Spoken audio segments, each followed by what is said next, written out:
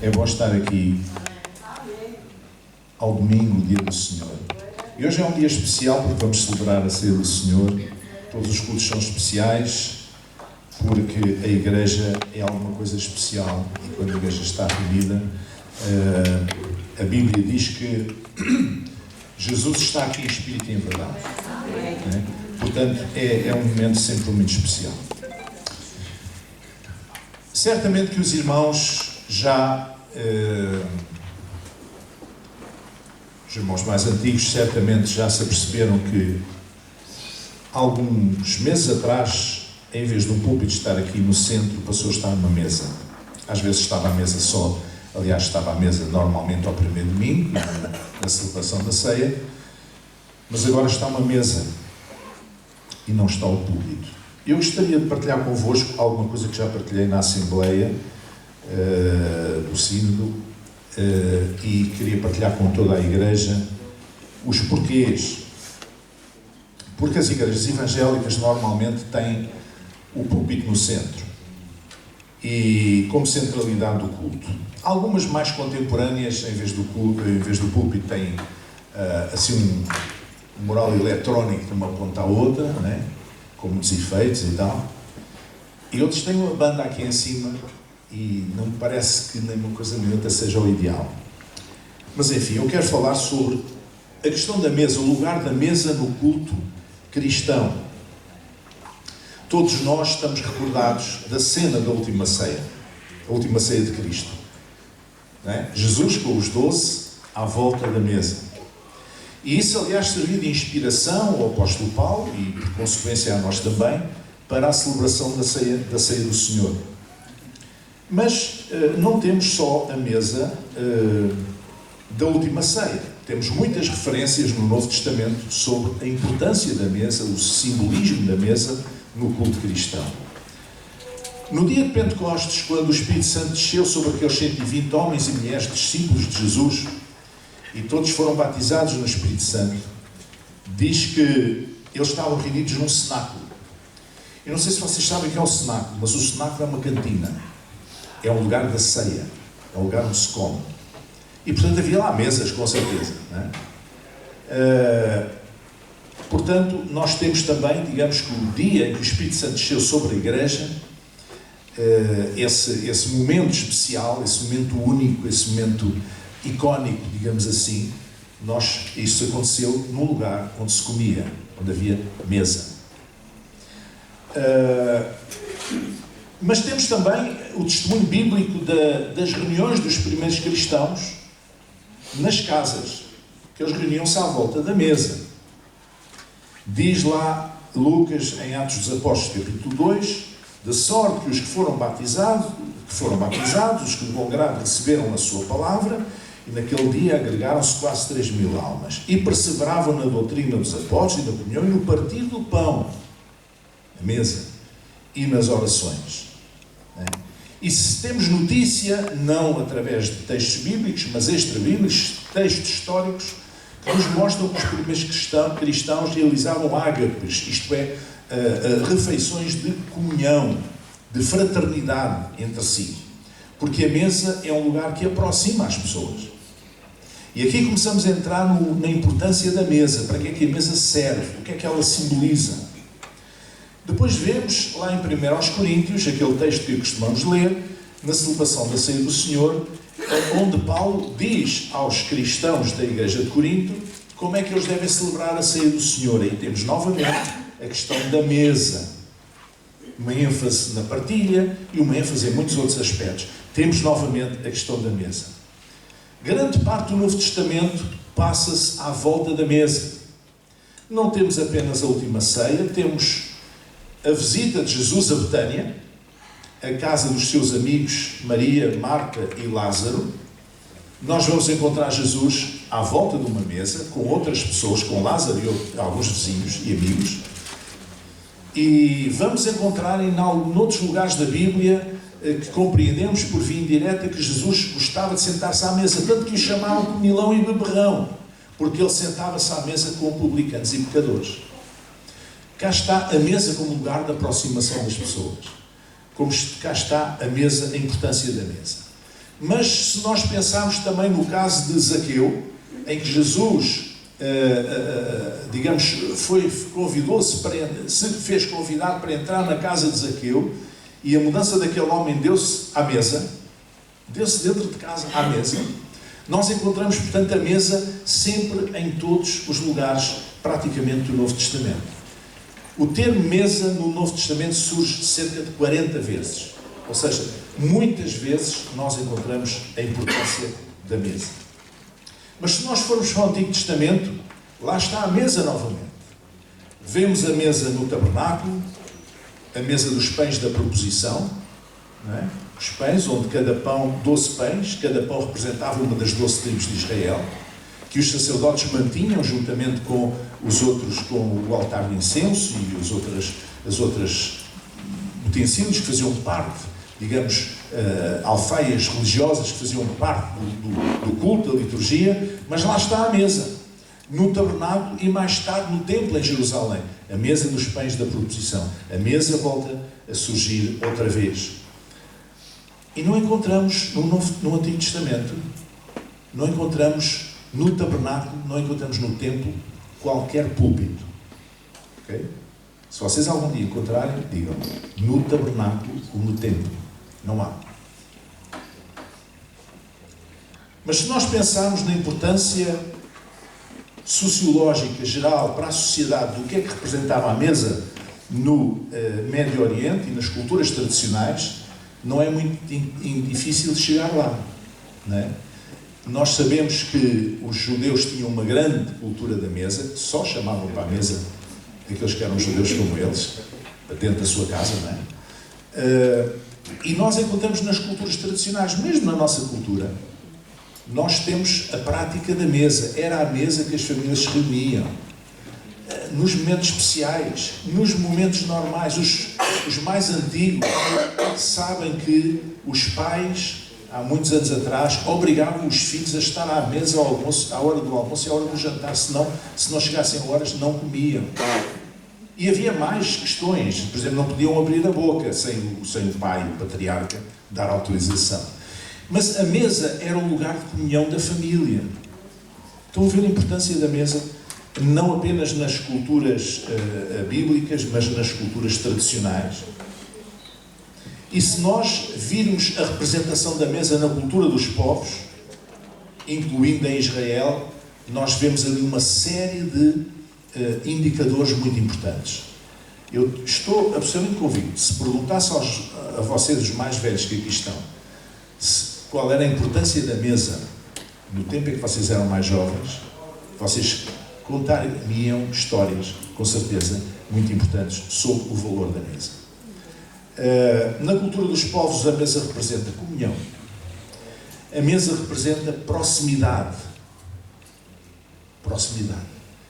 Irmãos, não foi por acaso que o Sr. Putin, quando recebeu lá pessoas que não lhe interessavam, tinha uma mesa que ia desde aqui, sem exagero, até àquela parede. Ele punha-se aqui e outra pessoa punha-se ali.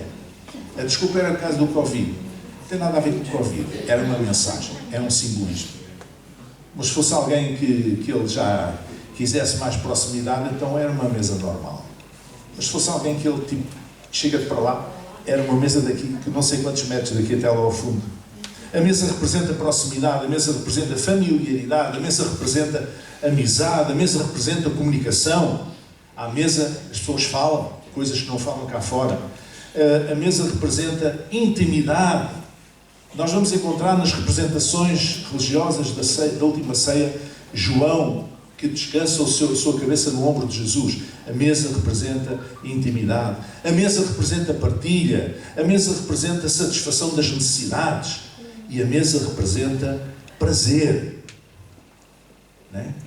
Pelo menos os portugueses têm prazer em comer e fazem muito bem. Não é? Desde que não abusem, nem comem coisas que não devam, nem bebam coisas que não devem, mas de resto ela tem essa importância toda.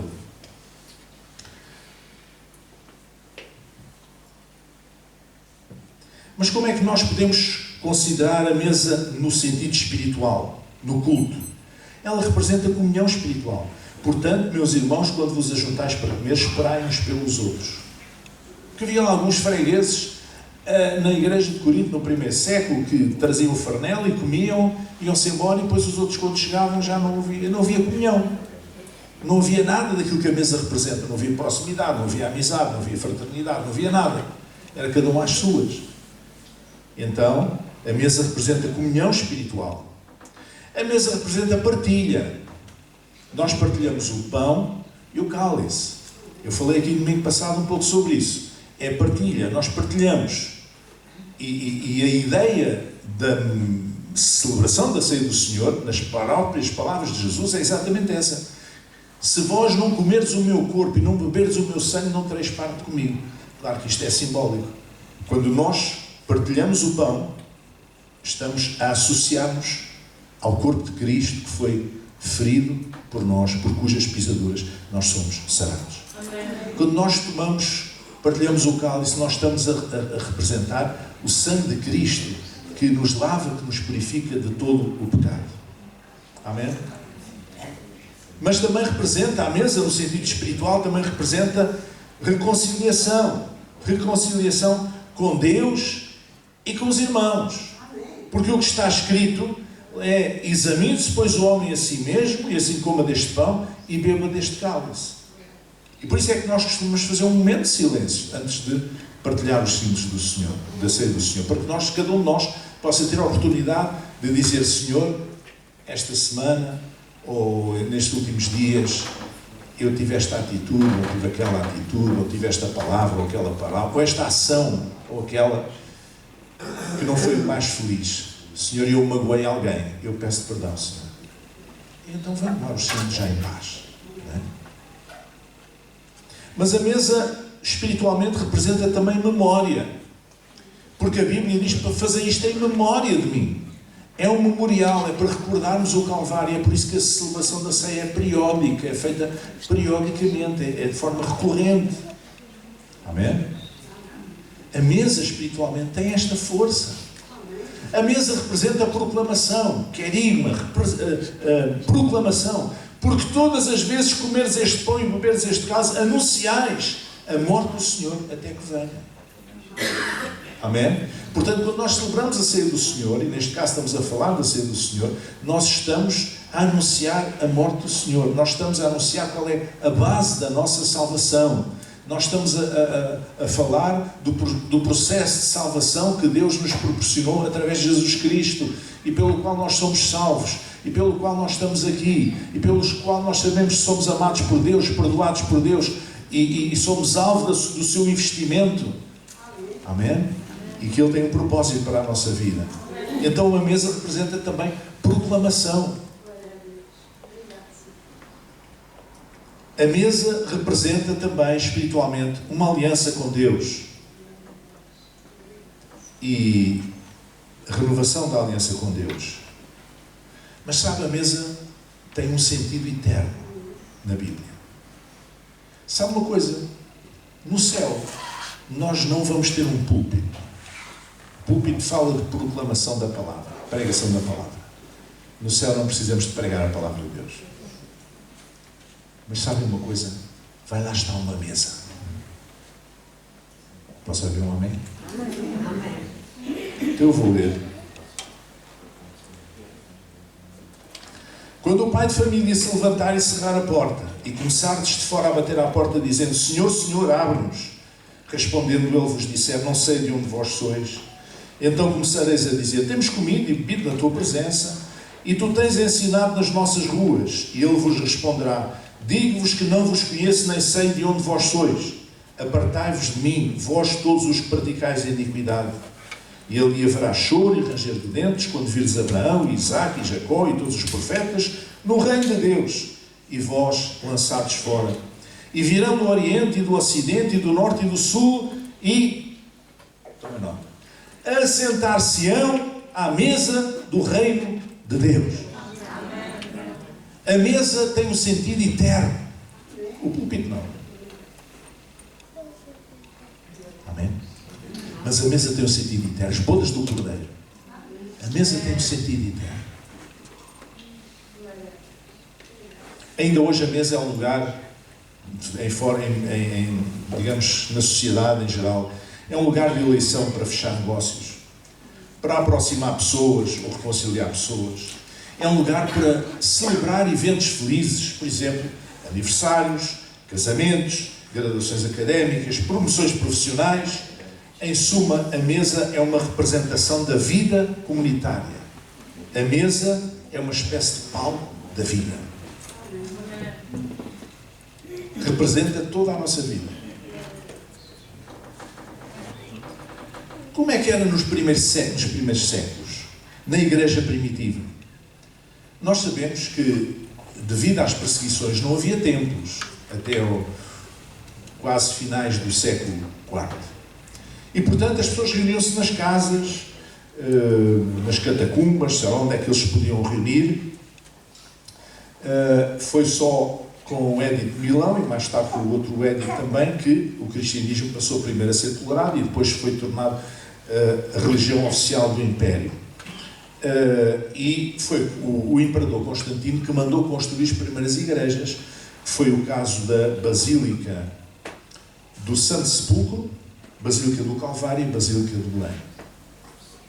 Mas até aí os cultos eram realizados nas casas, nas florestas, nas catacumbas, no caso de Roma, e devido muito que houvesse lá púlpitos ou mesas sequer. Os irmãos sabem quantas vezes a Bíblia menciona a palavra púlpito? Dos que sabem, os que já sabem, calem-se, por favor. Quantas vezes? Dê-me lá assim uma hipótese. A Bíblia toda, quantas vezes diz púlpito? A palavra púlpito. Uma vez, e é no Antigo Testamento. Já vimos que a mesa, no Novo Testamento, é citada 40 vezes.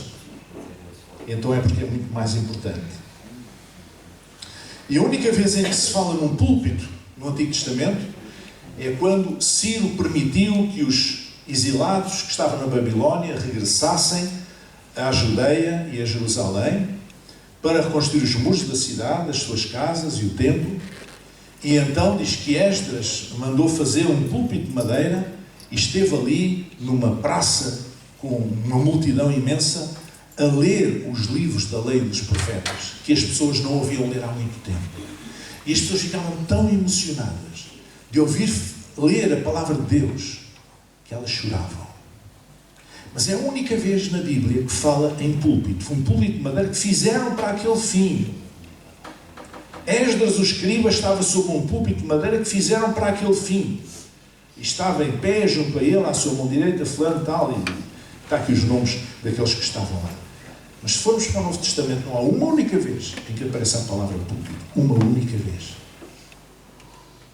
Isto não tem nada a ver com a necessidade do querigma, da proclamação, de sermos testemunhas de Jesus. Não tem nada a ver uma coisa ou outra. Estamos a falar em objetos simbólicos. Qual é o peso que tem? No púlpito, o púlpito do Novo Testamento não aparece. Então porquê é que os púlpitos começaram a aparecer nas igrejas? Isto começa essencialmente a partir do século XVI, que ganha uma força redobrada, porque Lutero, na Reforma, ele enfatizou muito, entre outras coisas, a importância das Escrituras. A importância das Escrituras. A importância das Escrituras. E não apenas se enfatizou, mas ele próprio traduziu a Bíblia para o alemão e incentivou outros pela Europa toda a traduzirem para as suas línguas nacionais a palavra de Deus, para que o povo pudesse ter acesso à Bíblia. E porque havia uma grande taxa de analfabetismo, a Reforma fez que os reformadores investiram muito na educação, para que as pessoas aprendessem a ler, para poderem ler as Escrituras eles próprios, e não estarem à espera que alguém lhes dissesse o que é que as Escrituras diziam, o que é que a Bíblia dizia. Então é aí que o púlpito começa a assumir uma importância maior. Sola scriptura, dizia Lutero. Essa relevância, essa tradição na centralidade do púlpito nasce a partir daí. E a intenção era substituir a autoridade papal, a autoridade do Papa, que era quem, em última análise, interpretava a Bíblia para os fiéis, pela autoridade hermenêutica, a autoridade da Bíblia em matéria de fé. Então começaram a ver-se nas igrejas históricas apareceram os púlpitos. A mesa ainda ficava ao meio, mas começaram a aparecer uns púlpitos laterais. E eu vou-vos dar aqui alguns exemplos. A mesa continuava a ser sempre o centro do altar, mas começaram a surgir alguns púlpitos laterais. Eu vou pedir para mostrar aqui. Esta é uma igreja em França. Estão a ver? O púlpito está de lado, a mesa nós não vemos, mas está lá mesmo no centro do altar, e o púlpito está ao lado, o pregador subia e pregava ali a sua homilia. Na altura do sermão, ele subia ali apenas na altura do sermão. Siga. Esta é uma outra, é mesmo lateral, aqui é mesmo ao lado. Siga. Outro exemplo, esta é uma igreja protestante, em Genebra, na Suíça. Não sei se foi esta igreja que esteve o Calvino. Vocês vejam ali um coiso de madeira que é tradicional das igrejas protestantes antigas, que é os números dos hinos do inário, dos hinos que as pessoas iam cantar naquele dia. Eram o 204 e o 365 e mais o 221 lá do inário deles. Então, o mesmo sistema, o púlpito lateral, se for para mim não estou, não posso atender, o púlpito lateral, e a pessoa falava dali para a assistência. Siga. Aqui um outro, este é em Braga, este é lateral também, siga. Esta a imagem não é boa, mas pronto, é só para ver, é uma perspectiva. Porquê é que eles faziam estes púlpitos desta maneira? Lateralmente, para que todo o povo pudesse ver e para que o pregador pudesse projetar a voz. Mais alto, permitia que ele pudesse projetar a voz. Não havia sistemas de som, antigamente, podia projetar a voz e ser mais facilmente audível pela assistência. E também as pessoas podiam vê-lo.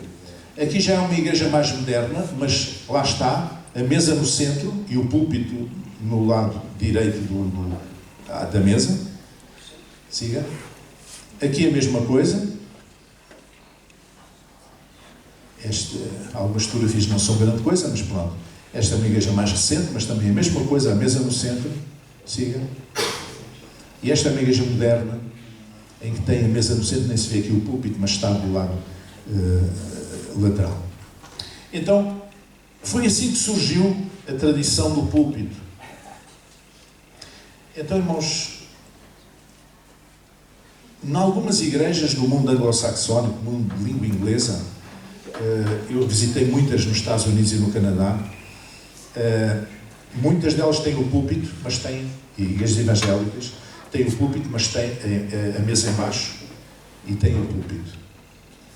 Então, houve várias sensibilidades para a liturgia do culto, mas muitas delas mantêm os dois símbolos, outras não. De qualquer forma, se o termo mesa aparece 40 vezes no Novo Testamento, o termo púlpito nunca aparece.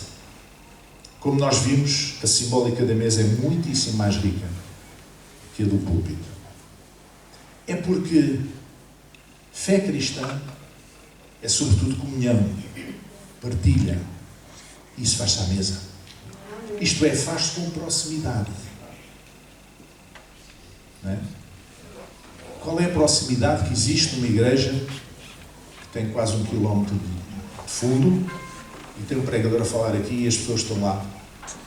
Mas eu prego em algumas igrejas no Brasil que eu acho que metade da igreja não me ouviu. Porque nós estávamos a pregar, mas havia uma indisciplina tão grande. Lá, a parte mais baixo da igreja, falavam. Aqui, se alguém falar, a gente ouve logo que isto tem boa acústica, ou se tocar no telemóvel, a gente dá logo por isso. Lá não, é uma barulheira lá ao fundo. Uma barulheira tremenda. E depois eles vendiam lá as coxinhas e aquelas coisinhas, os salgadinhos, não sei o quê. E as pessoas iam e traziam e comiam lá ao fundo da igreja e falavam uns com os outros, parece que estavam no café. E eu aqui feito parvo, vou falar para o boneco. O anúncio do Evangelho tem a ver com comunhão, tem a ver com partilha, tem a ver com comunicação. Não é chegar aqui em cima do púlpito e dizer umas coisas e pronto. Não, anunciar o Evangelho é a tarefa de cada um de nós. É a tarefa de cada um de nós. numa estratégia de proximidade com as pessoas, em que nós possamos partilhar o nosso coração com as pessoas, em que nós possamos partilhar o nosso testemunho com as pessoas. Não é tanto proclamar doutrina, proclamar é assim, e se não for assim, está ferrado. Não é isso, não é pregação do Evangelho, isso é outra coisa qualquer. Pregação, de ser testemunha de Jesus, é partilhar, olha, Deus fez isto na minha vida, Deus é maravilhoso e Deus quer fazer na tua vida também. Tens que confiar em Deus, tens que pôr nele a tua fé, quer que Ele é o teu Salvador, e fazer dele o Senhor da tua vida, e tu vais ver que vais caminhar com Jesus e a tua vida vai mudar, vais continuar a ter problemas, mas não estás sozinho, estás com Jesus. Ele está dentro do barco. E venha a tempestade que vier, Ele está dentro do barco contigo. E portanto tu estás garantido. É essa mensagem que nós temos que passar. Não é grandes declarações no púlpito. E por isso, por tudo isto, creio que deve ser a mesa e não o púlpito a assumir a centralidade do culto, do ponto de vista da carga simbólica que ele tem. Mas também tem legitimidade bíblica e na ótica da tradição cristã, e a tradição cristã não começou no século XVI, começou há 2000 anos, atenção. Há por aí muita gente que acha que a Igreja começou no século XVI, que é com Lutero e com a Reforma. Não. A Igreja começou há 2000 anos. Com Jesus, com um chamado movimento de Jesus. Foi aí que começou a Igreja. E vocês já imaginaram, durante quase, até ao quase finais do século IV, não havia templos.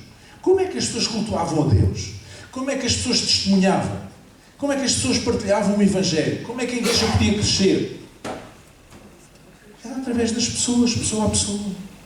Não era através de programas, não era através de rádio, de televisão, não era através de literatura, não havia nada disso, na internet muito menos. Eram as pessoas que testemunhavam, as pessoas viam a mudança na vida dos outros, viam o efeito de Cristo na vida de cada pessoa, e as pessoas ficavam atraídas por isso, e queriam saber como era, e queriam também ter aquela mesma esperança, e queriam ter aquela mesma fé, e queriam ter aquela mesma alegria, que é o gozo da salvação. Então as pessoas procuravam, e cresciam, e vinham a Jesus, e a sua vida era transformada. Amém? O local de culto deve ser simbolicamente, mas também na prática, um lugar de partilha da palavra de Deus, de comunhão, de celebração. E, meus irmãos, a mesa representa tudo isso muito melhor do que qualquer púlpito, em todas estas dimensões. Naturalmente, nós vamos continuar a pregar, a privilegiar a pregação da palavra como centro do culto a Deus, mas simbolicamente a mesa é mais importante. Amém? Não é só para pôr no dia da celebração da ceia do Senhor e depois tirar. Não, a mesa representa a comunhão. Nos primeiros tempos, as pessoas reuniam-se à mesa, cultuavam à mesa. Tinham aquelas ágapes à mesa, à volta de uma mesa. Não era uma mesa assim, eram mesas compridas. E era a oportunidade de estar em proximidade com as pessoas, em que a vida parava, em que não tinha que se ir alimentar a criação, nem tinha que se levar o gado a beber água, nem tinha tarefas do campo a fazer. Agora parava um pouco. Agora vamos sentar à mesa, agora vamos falar, agora vamos partilhar. Então como é que tens passado? Sim, assim. E as pessoas partilhavam, abriam o seu coração. E a mesa representa tudo isso. E a mesa é alguma coisa que não apenas tem uma importância muito grande na Bíblia, especialmente no Novo Testamento, como ainda está projetada na eternidade. A mesa será o lugar onde nós nos vamos sentar nas bodas do Cordeiro, no reino de Deus, como diz a palavra do Senhor. Por isso, que nós possamos entender e apreender cada vez mais esta importância da mesa. Vamos ficar em pé. Vamos orar. Nosso Deus e Pai, esta manhã nós queremos agradecer pela Tua Palavra, e ao refletir sobre os nossos irmãos ao longo destes 2000 anos, Senhor, nós podemos compreender que tantas vezes as ênfases são mais num sentido ou no outro, mas nós não queremos desviar-nos daquilo que é realmente importante, Senhor. Queremos estar à volta da proclamação da Tua Palavra, Senhor, através da comunhão, da partilha, Senhor, através do testemunho, através do contacto próximo, Senhor, porque esse é o Teu propósito, Deus. Senhor, ajuda-nos a entender a mesa como símbolo de tudo isto, Senhor, e assim nós podemos cumprir o propósito que Tens para cada um de nós, de ir por todo o mundo e anunciar o Teu Evangelho a toda a criatura, e todo aquele que crer e for batizado será salvo. Que nos possas ajudar, Senhor, a entender estas realidades do Teu reino, Senhor, em nome de Jesus. Que nós possamos usar as nossas mesas das nossas casas, a mesa do café, oportunidades de proximidade para poder partilhar contigo e com outros e testemunhar aos outros, Senhor, o Cristo que está em nós, Senhor, para que eles venham e conheçam e tenham esta mesma fé e possam ser abençoados na sua vida por Te conhecer. Em nome de Jesus, que assim seja, Senhor. Amém. Amém.